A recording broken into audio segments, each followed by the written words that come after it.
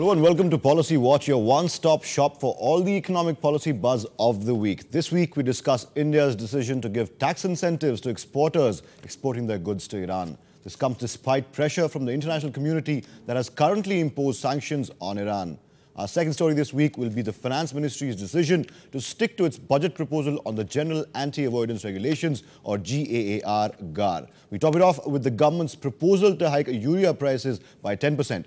My guest this week is Pinaki Chakravarti, Professor at the National Institute of Public Finance and Policy. Welcome to the show, Pinaki. For the first time, we're glad to have you on the show. Let's dive straight into our first story before we get a chance to have a chat with you. Now, despite constant pressure, both overt and covert, by the United States as well as the European Union, India this week decided to offer tax incentives to exporters for sales in rupees to Iran.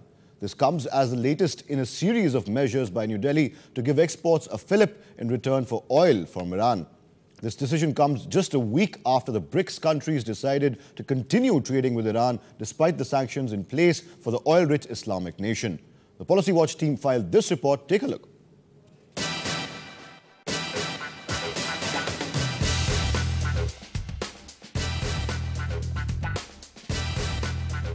India has taken a stand alongside other countries, most notably China and Brazil, that it would follow only UN sanctions when it comes to trade with Iran.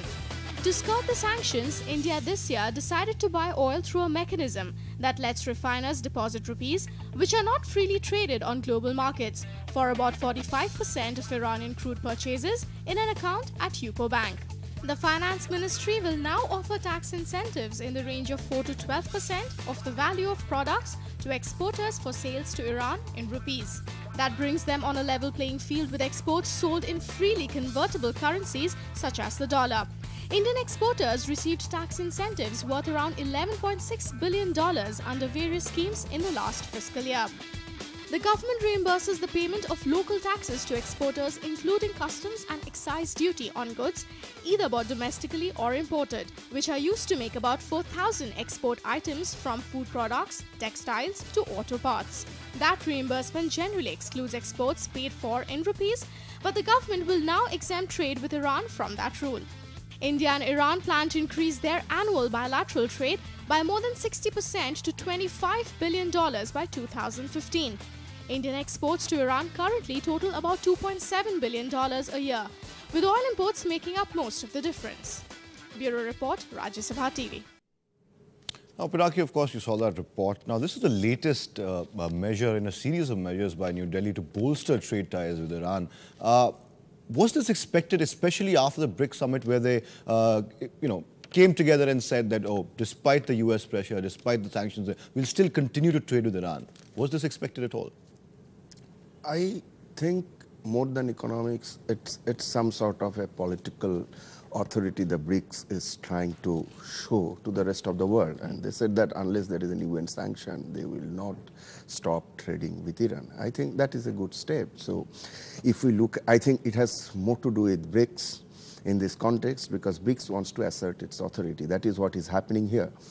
And so far as the economics of the whole thing is concerned, I would definitely consider it as only at the margin. It's not going to increase the economic situation of either Iran or India very significantly. But do you even think that it will bolster trade between the two countries? Yeah, definitely this is going to bolster trade between two countries. Before I come to that, I'd just like to talk two things about BRICS. One is the BRICS was formed because there are few countries, Brazil, Russia, India, China, growing at a very fast rate in the last decade and continue to do so. And the BRICS was formed. But BRICS as an institution or an authority, I think it was a non-starter.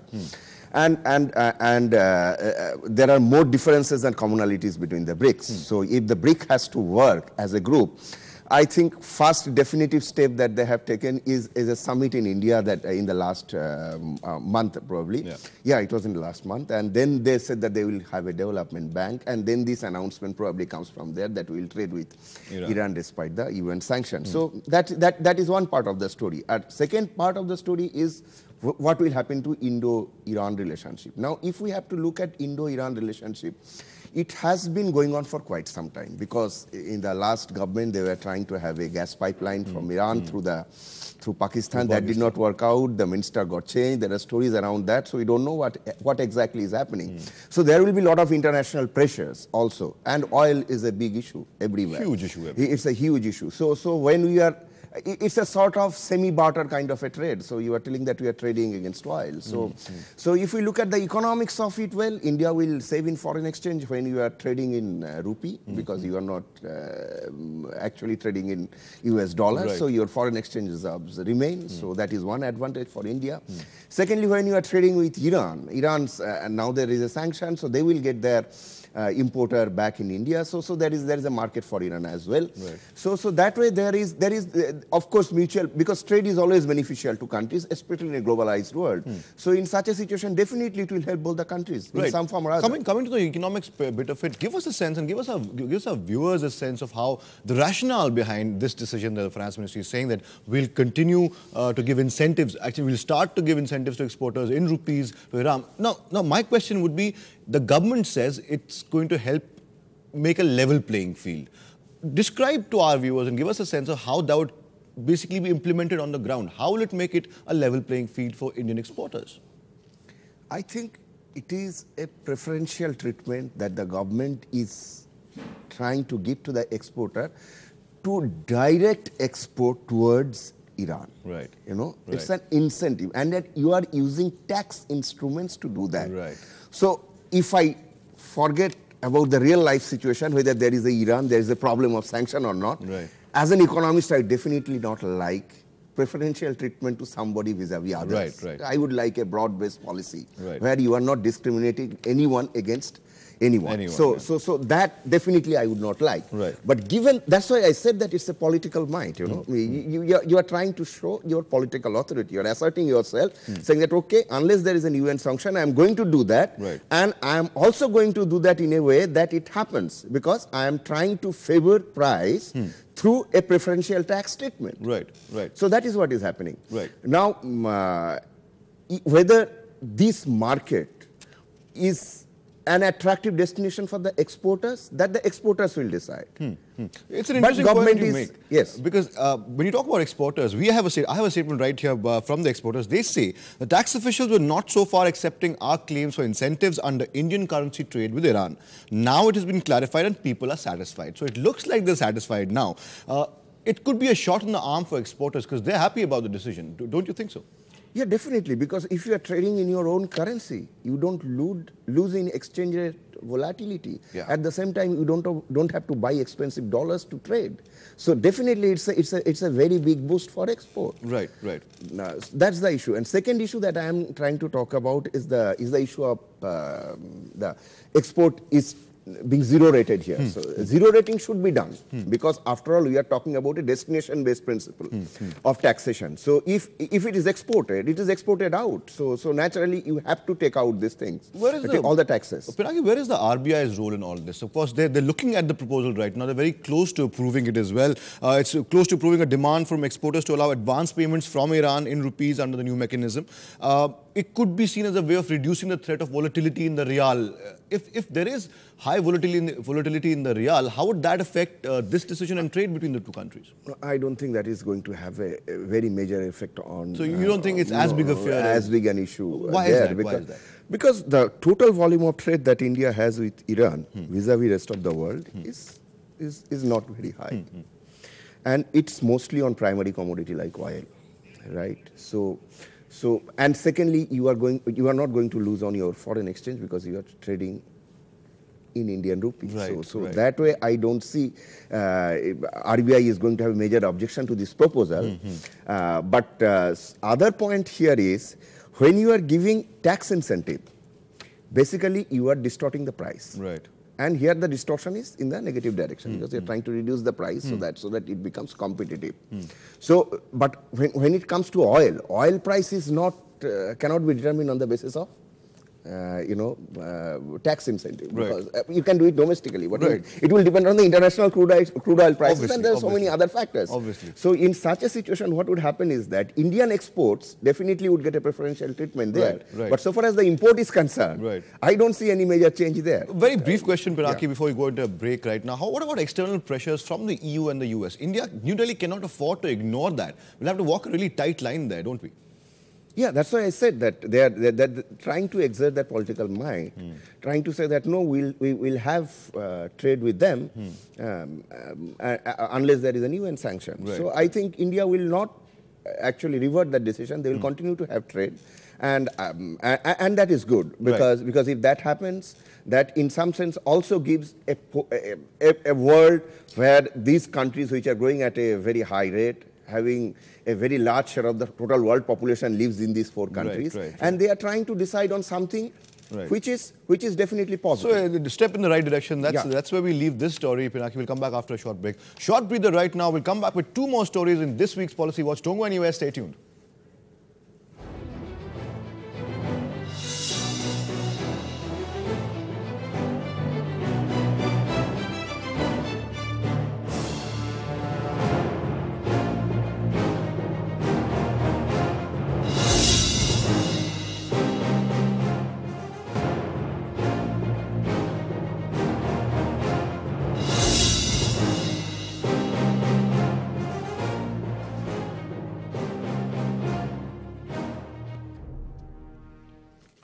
Welcome back. You're still watching Policy Watch, and we are in conversation with Pinaki Chakravarti this week. Now, sticking to his guns, Finance Minister Pranab Mukherjee seems to be in no mood to entertain second-guessing on the general anti-avoidance rules framework.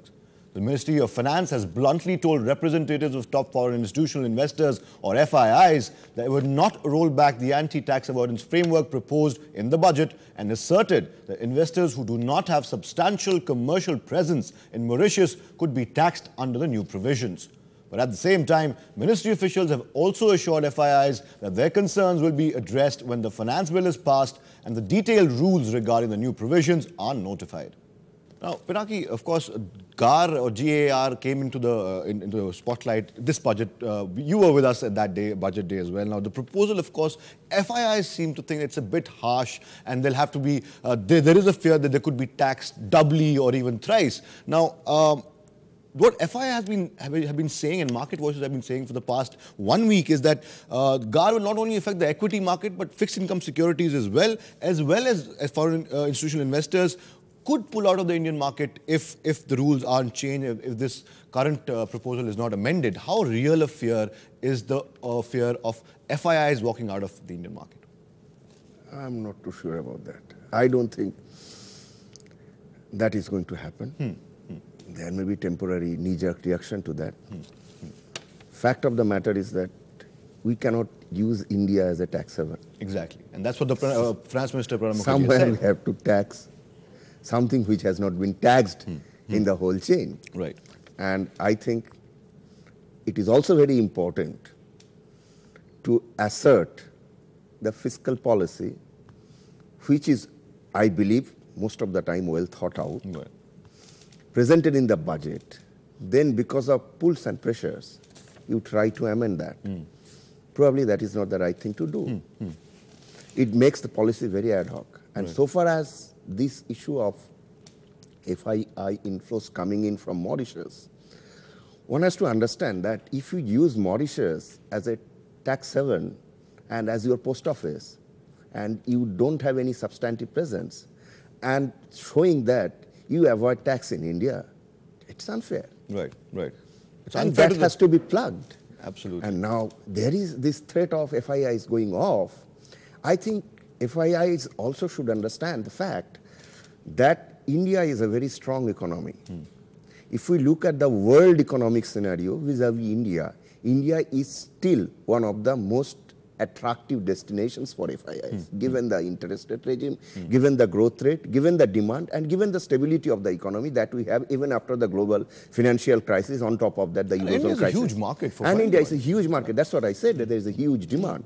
So given all this, I don't think because of a change in the tax law through the GAR, which is actually not anti-FII, but trying to plug some loopholes Right. through which you don't pay the taxes through the whole value Absolutely. chain. The finance ministry has also said, Pinaki, that what they'll do is FIIs have no reason to fear because GAR will only affect and will apply to people who are trying to avoid tax. Genuine transactions and genuine investment will not be touched.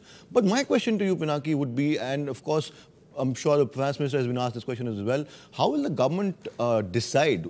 What decides what is a genuine investment and what is not? Who's trying to avoid tax and who's not? How will the government come to a decision there? Yeah, that is a genuine apprehension, I would also say, because that leaves a lot of scope for discussion. Right. Now, at the moment, it is very difficult to speculate what is going to happen when we have the details after the finance bill is passed. Now, they say that 1/4 criteria, they will have 4 different indicators. What those indicators are really not very clear. So there can be lot of discretion there. But at the same time, one has to understand the counter pressure that is there because FII inflows, given the globalized economy, is also considered as an indicator of, okay, India is doing very well globally. So I don't think that taxman will go and harass everyone saying that, look, this is good and this is bad. So that's not going to happen in the case of FIIs. Before, last question on GAR, Pinaki, do you think it empowers taxman with too many powers? Do you agree with that analysis that it gives the taxman too much power? As I said, it's not possible. It's not possible. Tax because they said that there are a couple of criteria, and if somebody is evading taxes, one is having a post office kind of an operation in Mauritius, using the Mauritius route to avoid taxes. It is very easy to find out. It's not very difficult. Taxman will not have to harass you to find out whether you have a post office or you have a substantive operation in Mauritius. So fear that FIIs will go away is really an unfounded fear then? I think so. I think so. I don't think that it's going to happen. Fair point. We'll take another short breather. We'll come back with another story after the break. Don't go anywhere. Pinaki Chakravarti and me are having a very interesting conversation. We talk about urea prices next. Don't go anywhere.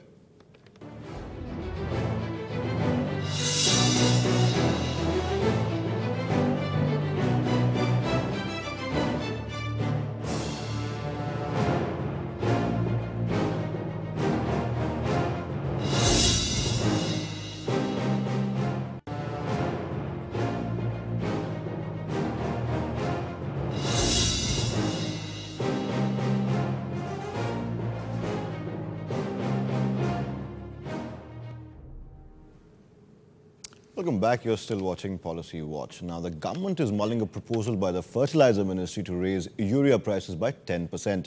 The proposal is in its initial stage and will have to be ratified and endorsed by the Cabinet Committee on Economic Affairs, or CCEA. In the event of the proposal being cleared, urea prices will go up from 5,310 rupees per ton to 5,841 rupees per ton. The government has been struggling with a huge subsidy burden and will get a cushion, and it is expected to reduce the annual subsidy burden by around 2,000 crore rupees. The annual urea subsidy bill is in excess of rupees 20,000 crore. Now, Pinaki, this proposal is still in its initial stages. It has to be, it will go from the Fertilizer Ministry to the Cabinet Committee on Economic Affairs, then will have to be ratified by them, and then probably will go to the Cabinet and the Finance Ministry. Now, first of all, do you think that there was a need to hike urea prices, or do you think it was just one of those balancing acts that the Finance Ministry had to pull in terms of balancing the budget? Well, as far as the urea price is concerned, if you look at the total fertilizer subsidy bill, and you have said that you are going to bring the whole subsidy, explicit subsidy that we are talking about, to 1.75% of GDP in the next couple of years, it's very important that you rationalize prices. Right. Now, as we know that per metric ton urea production costs you something like 13,000 rupees, and then you sell it at 5,300. So there is a huge subsidy that you are giving. The counter argument that a lot of people give is that India is one of the biggest producer of urea. So if you stop giving subsidies, the overall international price also will go up. So don't say that you are giving a subsidy. So that's another argument that has been given. But I don't think that argument has a lot of merit, because it is critically important to understand that when you give subsidies of such a large scale in urea, it also has its adverse implication in terms of use. The debate we know about NPK versus urea. Right. We will get to that in a bit. I have a question on that as well. But you also get a sense of what industry thinks of this proposed urea hike. We spoke to the Fertilizer Association of India, their representative, and let's get the view of the industry there. Let's see what he had to say. Positive way to look at this hike is that the subsidy bill will go down, and we will be taking a step in the direction of balanced fertilization, because still there is a huge gap between the MRP, the farmer's price of a bag of urea, and a bag of DAP or MOP. So this will go in that direction in slightly reducing that huge difference in the cost of bags of these different types of fertilizers. Satish Chandar there from the Fertilizer Association of India talking about what he thought of that urea proposal. Now, first of all, he seems to be saying that it's not going to affect the industry as much as people thought it would, but it is a positive step. Do you agree with that? Yeah, I think so, because it is very important to rationalize the price, because unless you rationalize the price, you cannot reduce the subsidy bill. Now, I am not saying that you drastically cut wanted subsidies, but unwanted, unintended subsidies which has adverse environmental implications, adverse implications for productions, and also distorts fiscal balance, will have to be rationalized. Right. And if we look at the Expenditure Reforms Commission's report of 2000, they said that before you decontrol urea price, every year there should be a 7% increase in the price of urea. Right. I read that and in the last 10 years, there has been only 7% one-time increase in the urea prices. So urea price and the subsidy bill there is huge. That gap will have to be covered, and you need to rationalize that. Coming to another point that you raised, the potassium and the nutrient-based subsidies. That the debate is, of course, that because of this this gap in between, something the industry is really worried about is that the indiscriminate use of NPK. Would this help at all in case urea is hiked? The increase is very, very marginal. It's just 10%, isn't it? 10%. So I don't think that is going to change the usual pattern in a very major way. But it can reduce the subsidy bill, as you have mentioned in the beginning, apparently something like 2,000 crores. Right. That's very marginal. I don't think it's But do you think in case the government had to take this step, would a larger hike have been a better idea? That probably would have been difficult politically. Other issue that I wanted to point out here is that if we look at the incidence of these subsidies, who is the biggest beneficiary of subsidies? These subsidies actually goes to the richer states. Now, we have done some work of the incidence of fertilizer subsidy across states in India. And to our surprise, we find that all state average fertilizer subsidy, if we look at, is something like 250 rupees. But if we look at the per capita subsidy going to Punjab, Haryana, it's way above the all-state average. It's something like 647 rupees to Punjab. So this subsidy also, this kind of subsidies which goes to the richer states also increases regional inequality into the system, you know. So subsidies is not going to the intended beneficiaries. Now, if we are talking about we are going to have green revolution of Eastern India, yes. So definitely you need to target your subsidies better. Right. And you are not able to do that. Right. What is the solution then? How does the government target, exactly the people who should get subsidies? How do they do that? One thing probably one has to think of is that you have to better target subsidies to various methods. These methods could be the individuals, could be the region, could be the geographical targeting. We really do not know. So the point is that transfers that are going because of the control of prices to the richer regions is much higher than the poorer regions of the country. Right. So it has to be reversed. And if it has to be reversed, there are two things common. One is you have to reduce this distortion in prices between nutrient-based subsidies and urea. And also you have to make sure whenever you are giving subsidies, it should reach to the region where it is most needed. If that doesn't happen, it actually defeats the whole purpose. And who are the farmers who are receiving subsidies? This is a richer farmer who doesn't have agricultural income tax to pay, also gets the subsidized power, subsidized fertilizer, subsidized seeds. So is that not creating a huge distortion into the system? Fair point. On that point, we'll have to end this week's show. Pinaki Chakravarti, thank you so much for joining us on Policy Watch. We hope you come again and again. Thank you. That was Pinaki Chakravarti of the NIPFP, of course, is saying that the BRICS countries trying to assert themselves, and this decision by the Indian government to give tax incentives to exporters exporting to Iran in rupees, of course, is one of the manifestations of that economic might that the BRICS countries want to show the world. That was one. Of course, GAR, FIIs don't need to fear anything on GAR. It's a right decision for India. India is not a tax haven, as Pranab Mukherjee keeps saying again and again, and we have to take some steps towards making the world realize that it is not a tax haven. Of course, FIIs will not move out of India. India is a huge market, too big a market, too juicy a market for them to actually leave the place. Of course, as Pinaki also mentioned, that better targeting of subsidies is needed in case we want to really reach the subsidies to reach the people it was intended to. That's all we have for you from Policy Watch this week. Until next week, keep watching Rajya Sabha Television, and thank you.